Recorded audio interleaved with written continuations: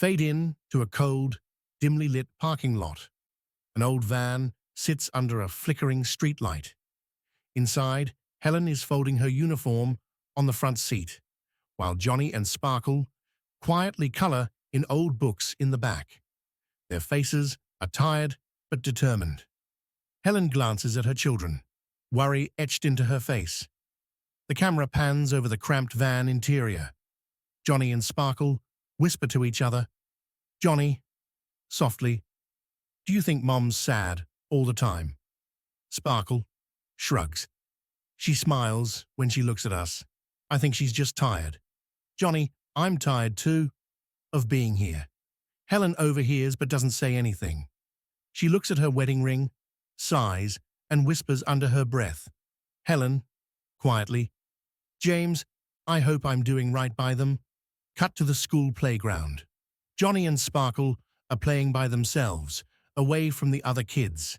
A group of kids approach, smirking.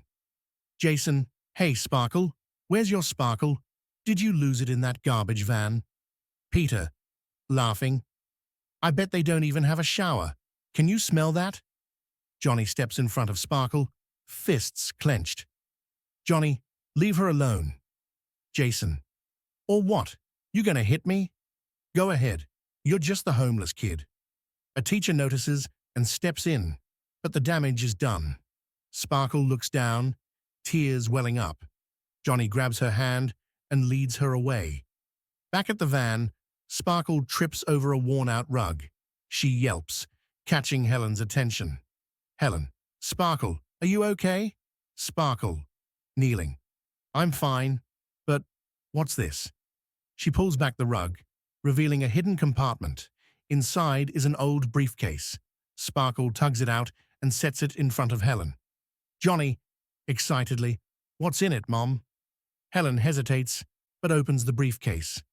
Inside, they find a passport, documents, and a thick stack of cash. $10,000. Helen stares in shock. Helen whispers, "Oh my God." Helen sits alone outside the van that evening, staring at the briefcase while her kids sleep. Helen, to herself, we need this. The kids deserve better, but it's not ours. She looks at the passport and sees the name, Richard Smith. With a heavy heart, she decides to find him. Helen visits the local library to use a computer. With help from the librarian, she finds an address for Richard Smith.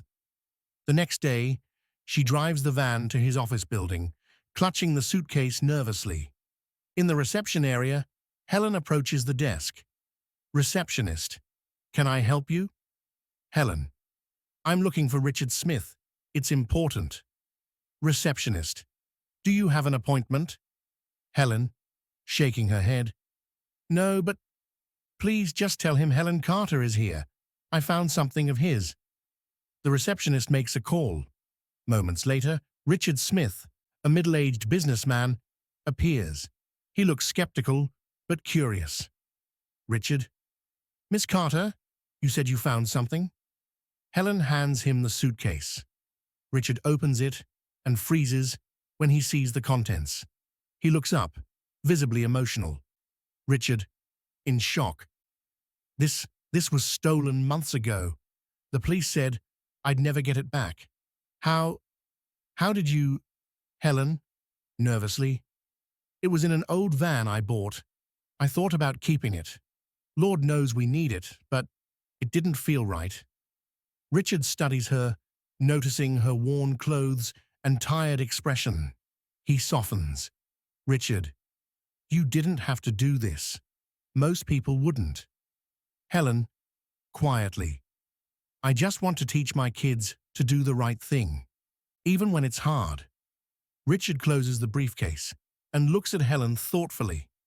Richard, you've been through a lot, haven't you? Helen, nodding. My husband passed a few months ago. I've been trying to keep us afloat, but it's hard. Richard pauses, then pulls out a checkbook. Richard, Helen, you've restored my faith in people. I can't let you walk out of here empty-handed. Helen, shaking her head. I didn't do this for a reward. Richard, I know, and that's why you deserve one. He writes a check and hands it to her. Helen's eyes widen when she sees the amount, $50,000. Helen, stammering, I can't accept this. Richard, you can and you will. Think of it as an investment in your family's future. Helen's eyes fill with tears. She shakes Richard's hand, overwhelmed with gratitude. Helen, thank you. Thank you so much. Helen and her kids move into a small apartment. The kids laugh as they help unpack. Helen gets a better job and enrolls in night classes. Johnny and Sparkle, now confident and happy, make new friends at school. Helen tucking her kids into bed. She sits on the couch, looking at a photo of James. Helen, whispering, "We're going to be okay, James. I promise." Helen smiles, her children sleeping peacefully in the background.